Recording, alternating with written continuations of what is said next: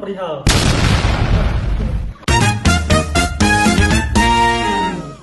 Assalamualaikum warahmatullahi wabarakatuh. Ya, teman-teman semua, perkenalkan kami dari kelompok 1 dari tugas desain teknik lingkungan 2 ingin menjelaskan terkait desain instalasi pengolahan air limbah atau IPAL pada Universitas Bhayangkara Jakarta Raya, Kampus 2, Kota Bekasi. Nah, dari yang kita tahu, air limbah domestik itu bersumber dari kegiatan aktivitas sehari-hari kita. Contohnya seperti pada toilet, wastafel, kantin, maupun pada aktivitas dari mahasiswa itu sendiri. Kebetulan dari kampus kita tuh terdapat 8.072 populasi mahasiswa, mulai dari dosen maupun staf. Lalu yang kita pikirkan kan kalau misalnya limbah itu tidak mungkin langsung dibuang begitu saja ke permukaan air, ke badan air atau ke sungai di sekitar kita.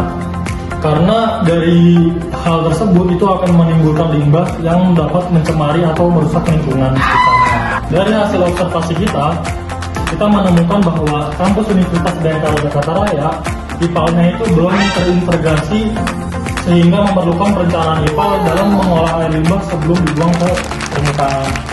Melalui perencanaan ini, kami bertujuan untuk mengetahui potensi timbulan air limbah, merancang sistem IPAL yang efektif sesuai baku mutu yang ditentukan, lalu serta mendukung konsep Green Campus pada Universitas Bhayangkara Jakarta Raya. Selanjutnya akan dijelaskan untuk kondisi existing dan gambaran lokasi penelitian. Lokasi perencanaan berada di Kampus Universitas Bhayangkara Jakarta Raya, Kampus 2, Kota Bekasi yang memiliki berbagai fasilitas seperti ruang kuliah, laboratorium, kantin, masjid, dan gedung administrasi. Total penggunaan air yaitu 726,34 meter kubik per hari, yaitu 100%. Air yang terpakai 20%, kemudian timbulan air limbahnya itu 80%, kemudian grey waternya itu mencapai 475,43 meter kubik per hari, black waternya itu 105,64 meter kubik per hari, dan limpasannya itu 94,06 meter kubik per hari, ukurnya itu sekitar 11,58 meter kubik per hari. Selanjutnya dilakukan analisis debit air limbah, karakteristik limbah, pemilihan teknologi pengolahan, hingga perhitungan dimensi tiap unit IPAL dengan kriteria desain yang berbeda. Selanjutnya akan dijelaskan mengenai desain IPAL yang akan kami rencanakan.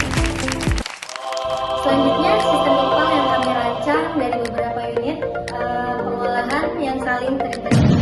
Yang pertama grease trap, yaitu untuk memisah lemak dari kantin. Selanjutnya deporisasi, yaitu untuk menyimbangkan debit dan pH. Selanjutnya sedimentasi awal untuk pengendapan kepadatan. Selanjutnya pada pengolahan industri, yaitu dari filter anaerob dan aerob. Teknologi ini dipilih cukup efektif untuk mengeluarkan biologis COD dan amonia. Selanjutnya ada sedimentasi air yang mana tujuannya untuk mengendapkan flok biologis. Dan yang terakhir ada klorinasi untuk desinfeksi.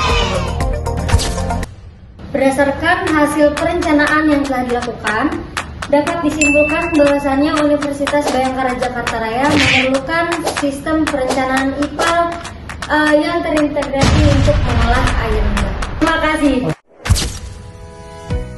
Halo semuanya, jadi mitra pengolahan atau stabilisasi pemisahan fisik adalah di tahap pertama itu ada grease trap namanya guys. Di grease trap itu di performanya itu menyisikan sekitar 90% minyak dan lemak.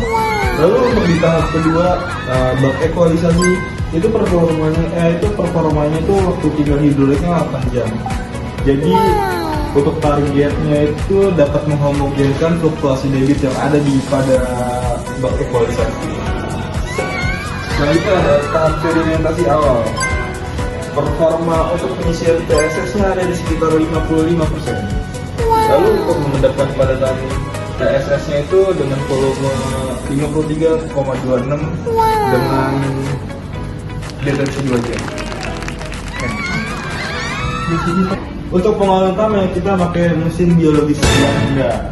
Jadi gas metana atau CH4 diinjek ke dalam sini, lalu dimasukin lagi dan di overflow lagi ke input supply 02. Nah, ini biofilter anaerob, jadi bakteri polutan itu tanpa pakai supply oksigen. Lalu yang biofilter biofilter aerob mekanikanya itu pakai oksigen aktif dengan 17,5 meter kubik per hari dengan kinerja misalkan 90% bisa CO2. Lanjut pasca pengolahan atau penjernihan keamanan ekologi. Di tahap 6 ada sedimentasi akhir, yaitu mengendapkan clock biologis dari tahap aerasi. Untuk metriknya itu turun di sekitar 0,43 miligram per liter. Untuk di tahap 7-nya ada klorinasi atau disinfeksi kita nyebutnya. Dengan fungsinya itu menonaktifkan atau inaktivasi patogen yang ada pada tahap akhir. Jadi untuk semuanya. Jadi yang kami simpulkan bahwa Universitas Bhayangkara Jakarta Raya Kampus 2 Kota Bekasi masih membutuhkan IPAL atau instalasi pengolahan air limbah yang terintegrasi. Maka dari hal tersebut dapat mengurangi timbulan limbah yang terdapat pada kampus. Lalu desain yang kami usulkan terdiri atas unit grease trap, bak ekualisasi, sedimentasi awal, biofilter anaerob dan biofilter aerob, sedimentasi akhir, dan bak klorinasi. Rangkaian unit tersebut dipilih karena mampu mengolah air limbah domestik secara efektif sekaligus mudah dioperasikan dan sesuai dengan kondisi kampus. Kami berharap hasil perencanaan ini dapat menjadi salah satu referensi dan juga peningkatan dalam sistem pengolahan air limbah yang terdapat di kampus Universitas Bhayangkara Jakarta Raya, seperti pada pedoman SDGs, yaitu pengolahan dalam pengolahan limbah. Lalu untuk itu juga terciptanya kampus dengan lingkungan yang sehat, bersih, dan juga berkelanjutan.